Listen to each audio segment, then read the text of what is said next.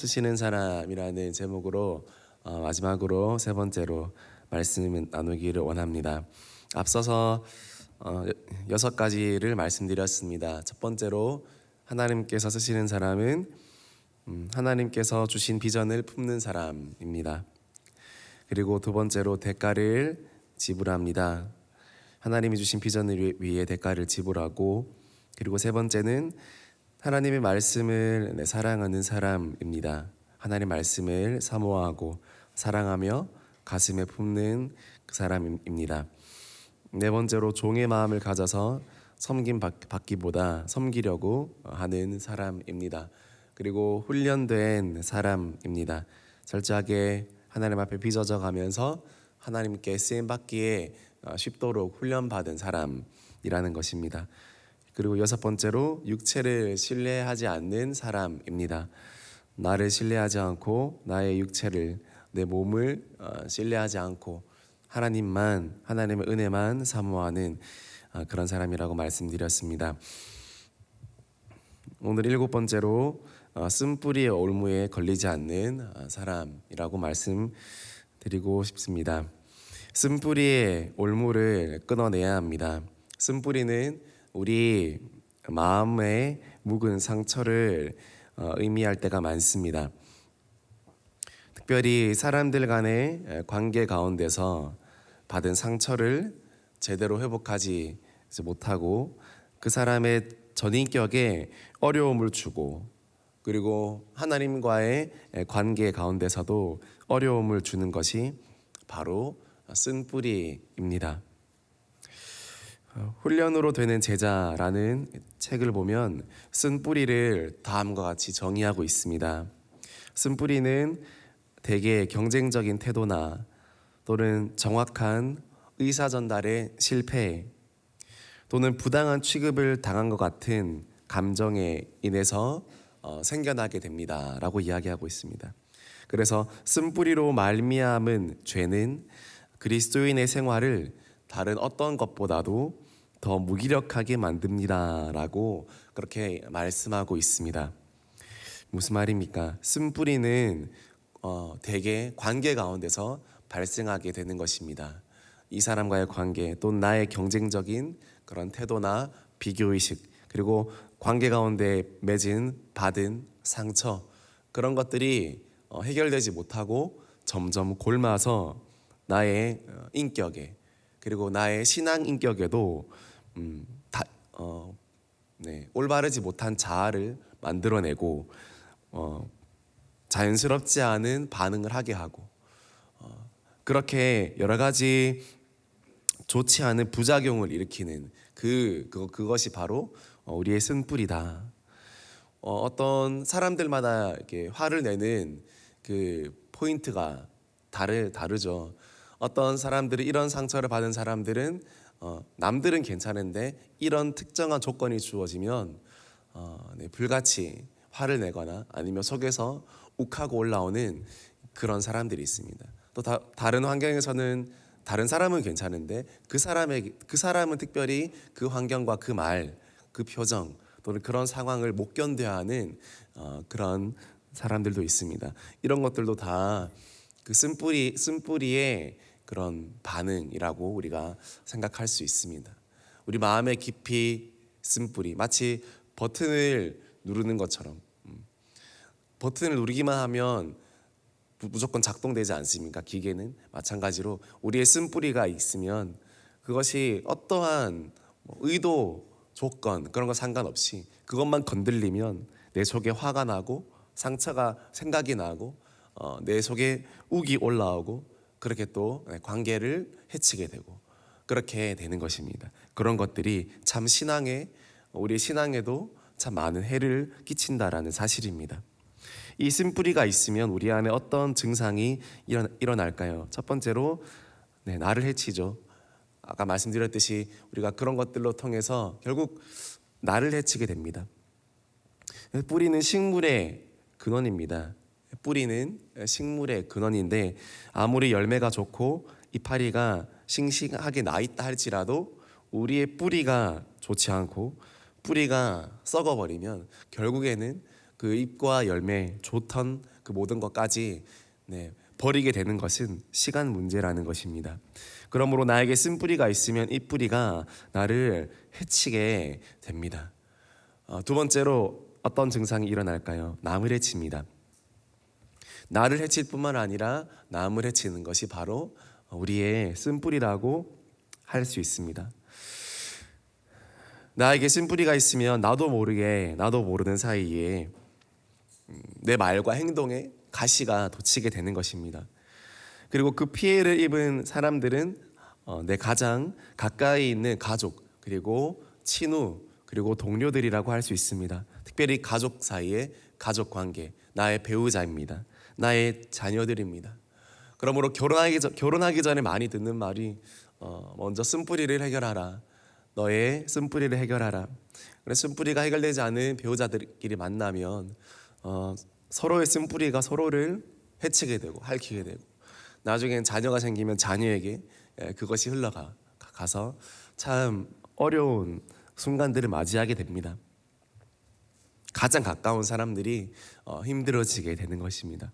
알면서도 고치기 힘든 또 그런 상황들도 맞이하게 됩니다. 그러면 어떻게 해결될 것인가? 쓴뿌리의 그런 이제 드러나는 반응은 다양하지만, 그러나 그 근원적인 문제로 파고 들어가면 대부분 한 가지 원인에 맞닥뜨리게 됩니다. 그것은 바로 용서하지 못함입니다. 용서하지 못함. 남을 용서하거나 아니면 나를 용서하거나 둘 중 하나로 귀결되는 것을 많이 보게 됩니다. 100%는 아니지만 많은 경우, 우리 마음에 받은 상처의 많은 경우는 나 혼자 받은 상처는 절대 없습니다. 항상 관계 가운데 받은 상처이기 때문에 결국에는 용서하는 것으로 결론에 이르게 됩니다. 깊이 파다 보면 그 사람을 용서하든지 아니면 나를 용서하든지 그렇게 되는 것입니다. 오늘 이 시간 기도하실 때 내 속에 있는 쓴뿌리는 어떤 것인가 한번 살펴보는 그런 시간이 되었으면 좋겠습니다. 그리고 이것이 나와 하나님과의 관계에 어떤 좋지 않은 영향을 끼치는지, 그리고 나와 신앙의 동역자들 간에 어떤 부정적인 영향을 미치는지 다시 한번 생각해보고 하나님 앞에 이 쓴뿌리를 해결해 달라고 그렇게 기도하는 시간을 가졌으면 좋겠고, 그리고 용서할 수 있도록 그렇게 우리가 기도했으면 좋겠습니다. 아무리 어린 친구들이라도 용서하지 못할 만큼 미운 그런 사람이 있더라고요. 초등학생들도, 심지어 어린이집에 다니는 아이들도 내가 저 친구는 용서하지 못하겠다라는 그런 마음을 가진, 누구나 남녀노소 나이 불문하고 용서하기 힘든 그런 사람이 있다라고 이야기하는 것을 우리는 많이 들을 수 있습니다. 그러나 오늘 이 새벽에 그것이 바로 쓴뿌리의 시작이라는 거죠. 우리 자녀가 누군가를 사랑하는 법을 배우기 전에 미워하는 법을 먼저 배운다고 생각해 보십시오. 그것은 큰 문제인 것입니다. 그 아이 인생에 엄청난 불행인 것입니다. 그러므로 내가 먼저 용서하고 용서받고, 그럴 때 나의 자녀들도 더 이상 미워하는 삶이 아니라 사랑하고 품고 용서하는 삶을 살 수 있게 되는 것입니다.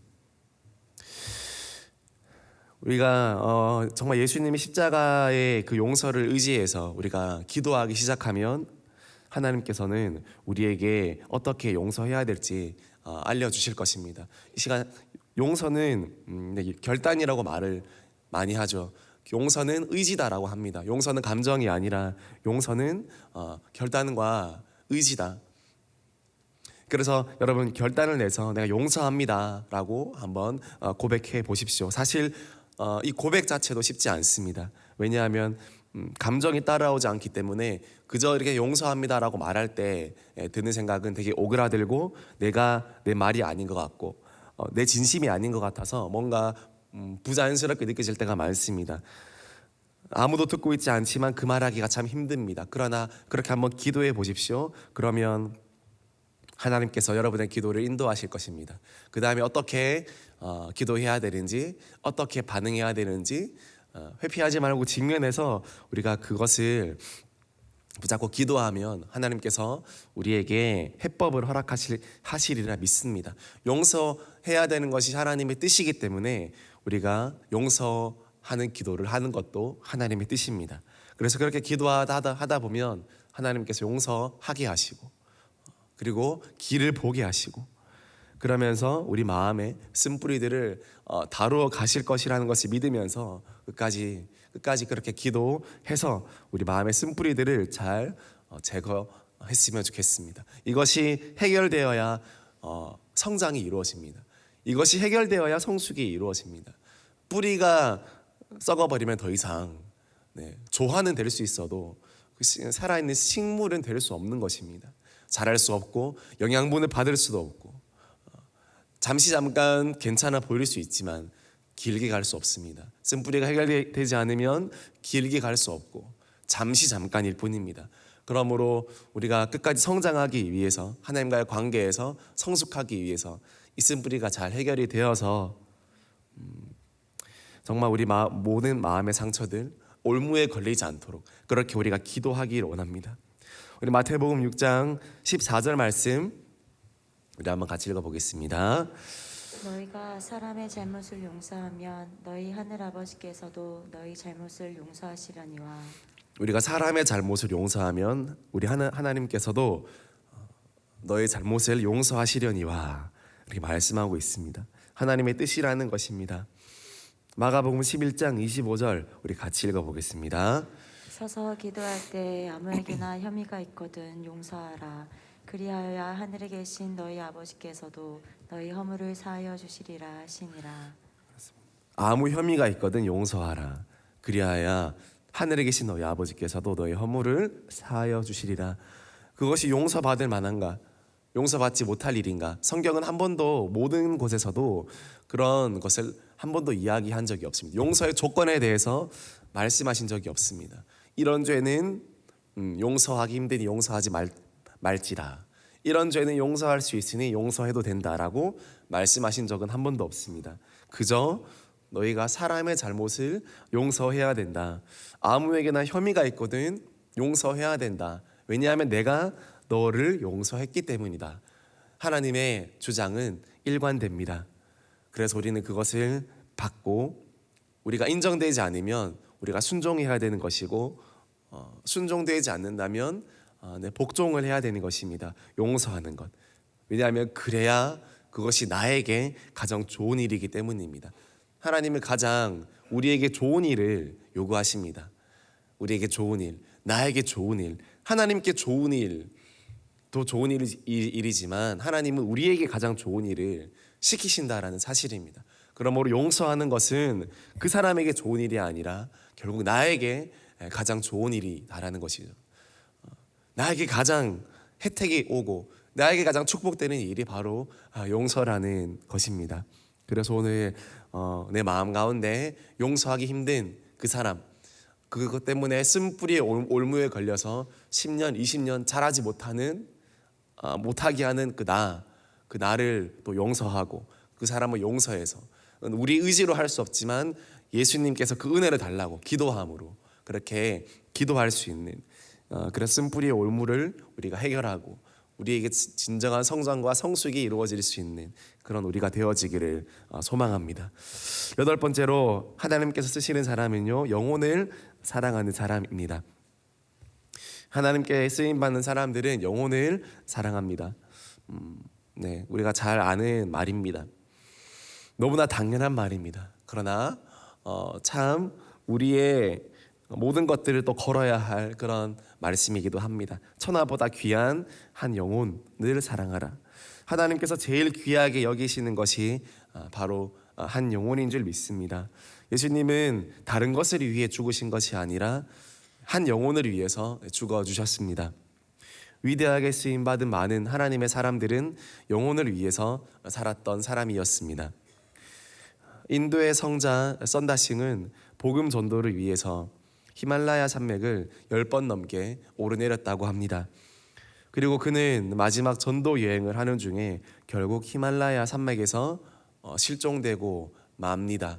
히말라야 산맥을 통해서 티베트로 가는 길에 가기 전에 그의 동료들에게 말했습니다. 저는 이번에 어떻게 될지 모르겠습니다. 그러나 수개월 후에도 제가 연락이 없거든 제 방을 좀 정리해 주십시오 라고 말을 하고 편지를 쓰고 마지막 그 등정길을 올랐다고 하는데 그 뒤로는 아무도 그 사람을 발견한 사람이 없습니다. 누군가는 하나님께서 그를 너무 사랑하여서 에녹처럼 데려가지 않았을까 그렇게 말하는 사람도 있고, 어떤 사람은 엘리야처럼 하늘로 승천했을 것이다 라고 인도인들 사이에서 전해지기도 합니다. 한 영혼을 찾아 나섰던 그는 오늘 무덤조차 없습니다. 세상적으로 보기에는 얼마나 비참합니까? 무덤도 없고 그를 기릴 수 있는 것도 없습니다. 그러나 평생 한 영혼을 사랑하며 한 영혼에게 복음을 전하다가 그는 히말라야 산맥에 묻혔습니다. 아니 하나님 품에 묻힌 것입니다. 무엇이 썬다싱으로 하여금 그런 인생으로 살게 만들었을까요? 바로 한 영혼에 대한 그런 사랑인 것입니다. 자기를 돌보지 않고 한 영혼을 내가 하나님께로 인도하리라, 지옥 갈 수밖에 없는 한 영혼을 내가 구원하리라, 그 마음이 그 사람으로 하여금 그런 삶을 살게 하였습니다. 대흥교회도 한 영혼을 품는 교회입니다. 한 영혼을 끝까지 사랑하고 예수 제자 삼으려고 했을 때 하나님께서 우리 교회를 축복해 주시고 여기까지 인도해 주신 것을 보게 됩니다. 축복받는 길은 무엇입니까? 축복받는 길, 나와 교회와 우리 국가가 하나님께 축복받는 길은 하나님께서 좋아하시는 일을 하면 축복받는 것입니다. 먼저 그의 나라와 그의 의를 구하라. 하나님 마음에 드는 일을 하면 축복받습니다. 그러면 이 모든 것들을 너희에게 더하시리라. 그것이 바로 한 영혼을 그런 세우는 일이라는 것입니다. 우리 대흥교회가 더욱 이 일에 관심을 가지고 또 영혼을 세우고 한 영혼을 위해서 우리가 살아간다면 하나님께서는 우리 교회를 또 우리 나라를 끝까지 책임지시리라 믿습니다. 하나님께서는 그 영혼을 위해서 사는 교회, 그 가정, 나라를 망하게 하실까요? 안 되게 하실까요? 절대 그렇지 않습니다. 하나님께서 선교의 도구가 필요하신데, 축복의 통로가 필요하신데 왜 그런 교회를, 그런 가정을, 그런 나라를 그냥 두시겠습니까? 한 영혼을 품고 사랑할 때 하나님께서 함께 하시고 하나님께서 뒤를 봐주시고 하나님께서 책임져 주신다라는 사실입니다. 더욱더 한 영혼을 세우는 것에 우리가 전문가가 되기를 원합니다. 정말 저도 그렇게 되기를 원하고 또 우리 모두가 그렇게 되기를 원합니다. 그럴 때에 한 영혼 남길 때에 잘했다 칭찬받게 되는 것입니다. 우리 인생을 살면서 영혼을 남기고 사람을 남길 때 그것이 가장 하나님 앞에 의미 있는 일이지 않습니까? 다니엘 12장 3절은 이렇게 말씀하고 있습니다. 우리 같이 읽어보겠습니다. 지혜 있는 자는 궁창의 빛과 같이 빛날 것이요 많은 사람을 옳은 대로 돌아오게 한 자는 별과 같이 영원토록 빛나리라. 지혜 있는 자와 많은 사람 옳은 대로 돌아오게 하는 자는 같은 사람이라고 할 수 있습니다. 지혜 있는 자는 누군가 많은 사람을 옳은 대로 인도하는 사람이다. 그렇게 이야기하고 있습니다. 세상에서 말하는 그 지혜자와는 다릅니다.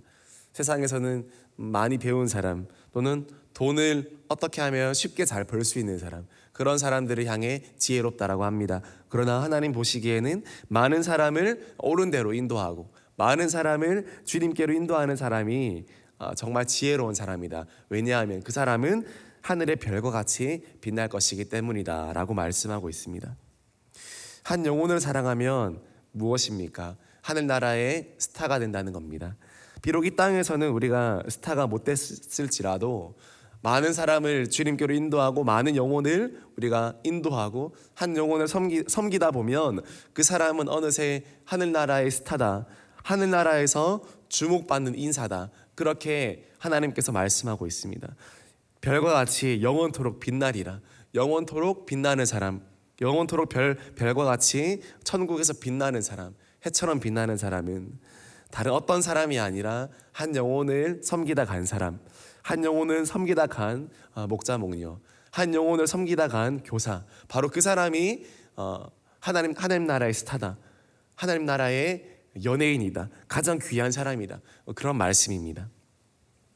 하나님은 이처럼 한 영혼을 품고 사랑하고 한 영혼을 섬기는 사람을 쓰신다는 것 꼭 기억하면서, 그것이 또 우리 대인교회의 또 정신인데, 하나님 제가 그렇게 되기를 원합니다. 제가 더욱 영혼을 위해서 살고 영혼을 위해 기도하고 영혼을 섬기는 그런 제가 되게 하여 주시옵소서. 그렇게 기도할 수 있는 오늘 이 새벽이 되어지기를 소망합니다. 마지막으로 하나님께서 쓰시는 사람은 팀워크를 잘하는 사람입니다. 하나님의 일은 혼자서 할 수 없습니다. 같이 동역하며 좋은 팀을 이루어낼 때 우리가 잘 감당할 수 있게 되는 것입니다. 사도 바울도 혼자서 그 선교를 다 감당하지 않았습니다. 그의 주변에는 수많은 동역자들이 함께 버텨주고 있었습니다. 편지를 대신 써주기도 하고 또 묵을 장소와 먹을 음식을 준비해주는 그런 동역자들도 있었고, 함께 영혼을 돌아보는 많은 리더들과 장로님들, 집사님들이 그의 곁에 든든하게 서 있었습니다. 혼자 사역했더라면 그 수많은 교회를 다 돌볼 수가 없었을 것입니다.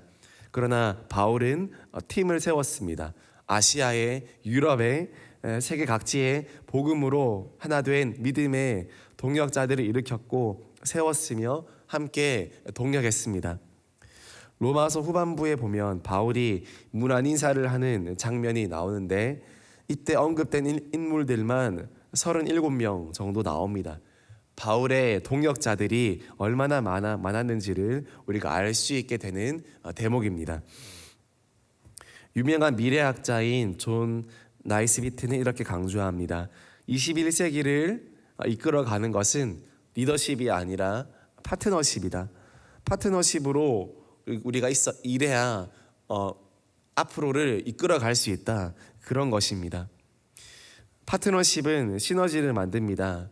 1 더하기 1은 2가 아니라 3이 되고 4가 되고 10이 되는 것입니다. 하나님 나라의 하나님 나라는 연합의 공동체, 협동의 그런 동력입니다. 협동하는 것입니다. 같이 하는 것입니다. 하나님 자신부터 성부, 성자, 성령으로 일체되어서 완벽한 팀워크를 이루고 계시기 때문입니다. 예수님도 이렇게 팀 사역을 하셨습니다. 처음에 예수님 혼자 하셨지만 나중에는 3명의 수제자, 그리고 12명의 제자들, 그리고 70인의 전도단들, 그리고 120명의 문도들, 그리고 500여 명의 형제들, 예수님의 팀워크는 날로 성장했고 예수님의 팀은 날로 발전했습니다. 오늘날 어떻습니까? 오늘날 예수님 혼자 사역하십니까? 아닙니다. 오늘 2022년도 세계 각지에 수많은 하나님의 교회가 있습니다. 하나님은 그 수많은 교회와 함께 오늘날도 팀워크를 이루어가며 동역하고 계시다라는 사실입니다. 우리 대인교회에도 팀 사역을 아주 잘하고 또 중요하게 생각하지 않습니까?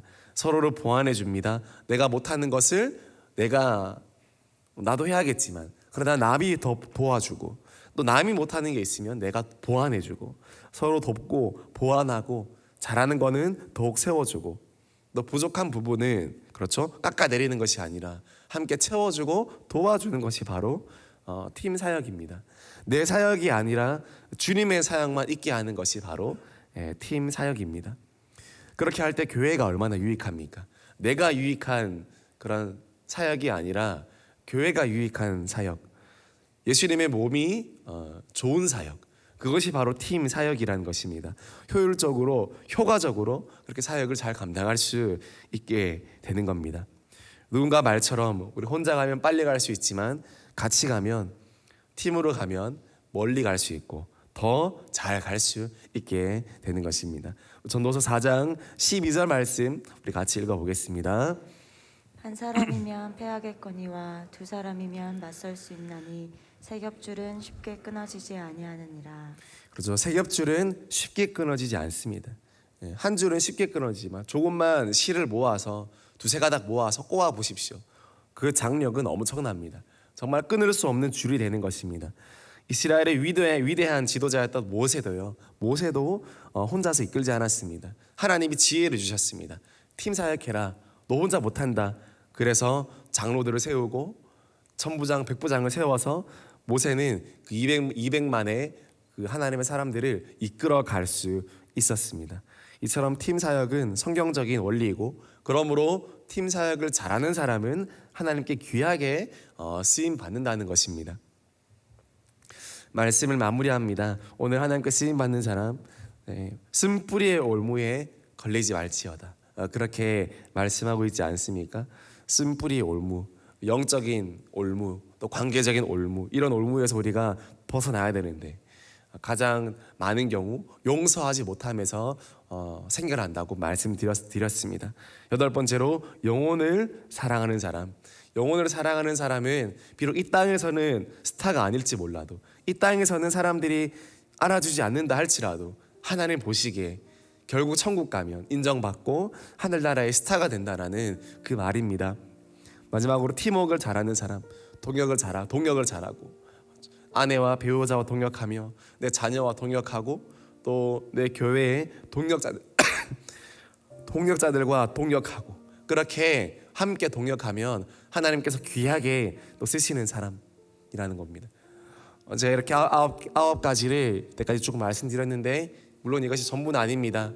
이거 전부 아닙니다. 성령 충만해야 되고, 가장 중요한 건 기도죠. 이 모든 것 위에 이런 것들이 여러분 쌓여진다면 얼마나 하나님께서 우리를 더 잘 사용하실 수 있겠습니까? 올 한해 정말 더욱더 저와 여러분이 하나님께 귀하게 쓰임받기를 원합니다.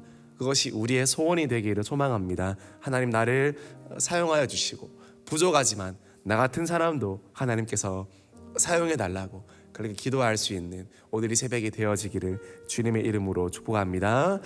우리 같이 찬양하겠습니다.